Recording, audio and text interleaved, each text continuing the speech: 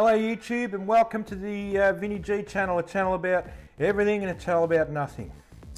One of my subscribers sent me a message. It's from Benjamin Bullock.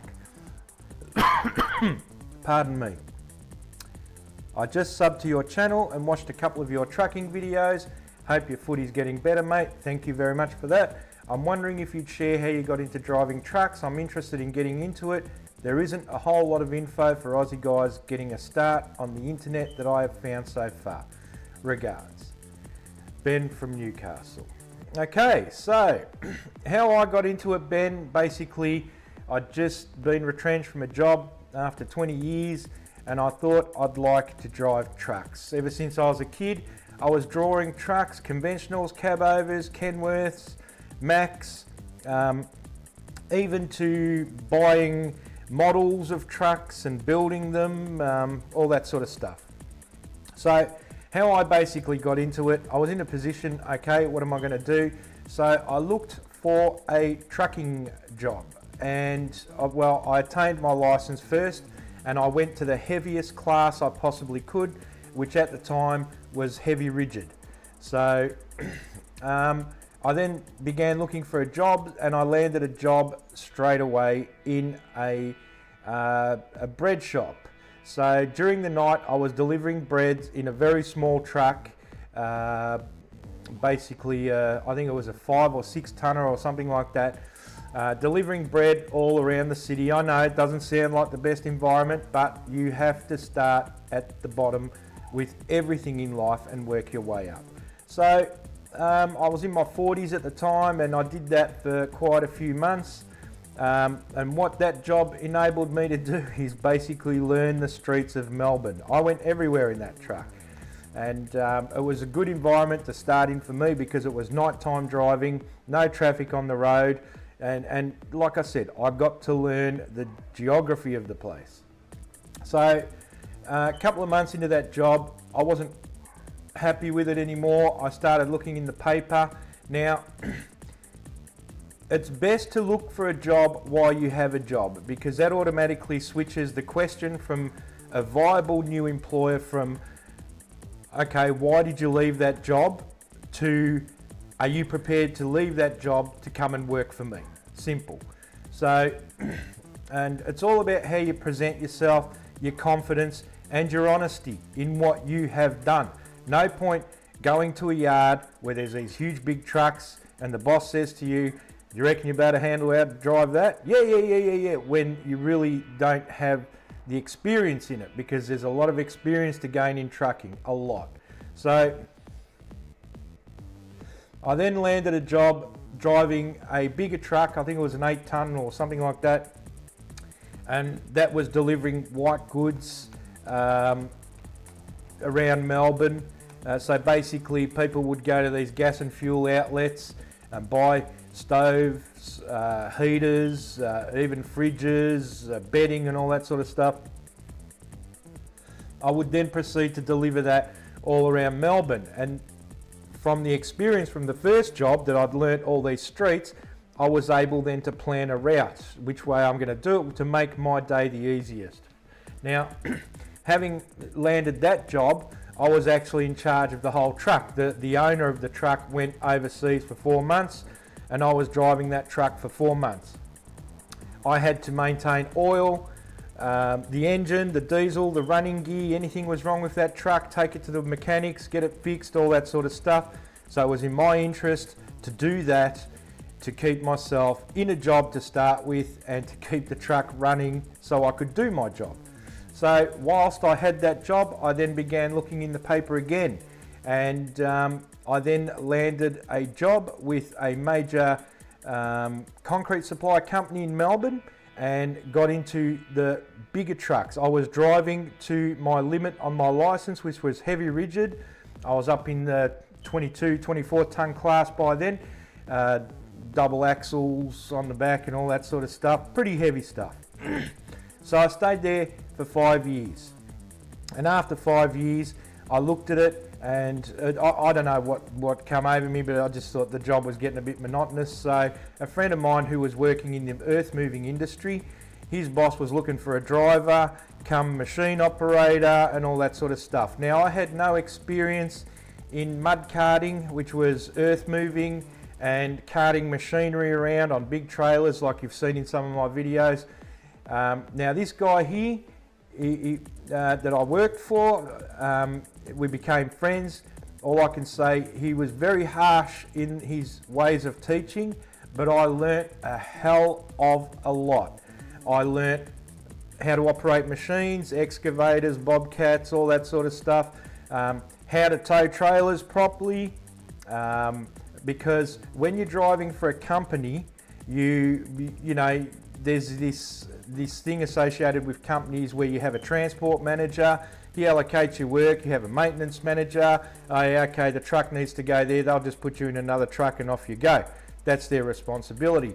But when you're working for an owner-operator, it's a bit different. It becomes a bit different because money comes into the factors into everything about you keeping your job. You have to be reliable, you have to be diligent, and you have to be safe. And in return, if you have a good owner-operator that you're working for, you'll find that they're pretty much the same towards their equipment, you, and the industry that they're working in. So I did buy, at that stage, I had heavy combination as my classification on my license, which means in the US terms or whatever, semis or semi-trailers. And so I learned to do that.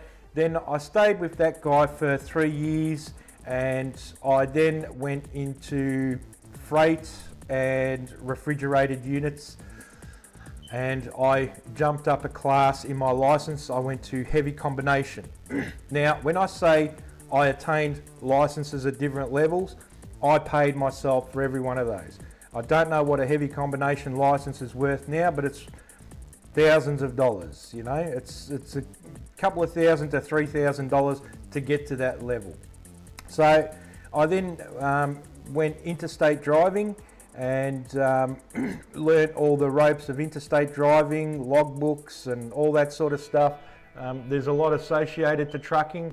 By all means, you don't have to be an Albert Einstein to get into trucking, but you have to show responsibility and honesty at all times. And responsibility comes to you and to the drivers on the road. So it's all about, you want to come home at the end of the day. Now, I've seen some horrific incidents, accidents, whatever you want to call them on the road, that have involved trucks. They haven't been nice, they don't always come out too good. And so it's all about being diligent. Now, with trucking jobs, what I've found is there's always, with every job, there's always a way to make your job better and a way to just have a job. Now, a way to make your job better, for instance, in the trucking industry, now, I want to make sure that I'm coming home that night and I'm not going to be stuck out on the road waiting for heavy haulage, mechanics, or anything like that, because that is the pits. So you can break down in the most atrocious places.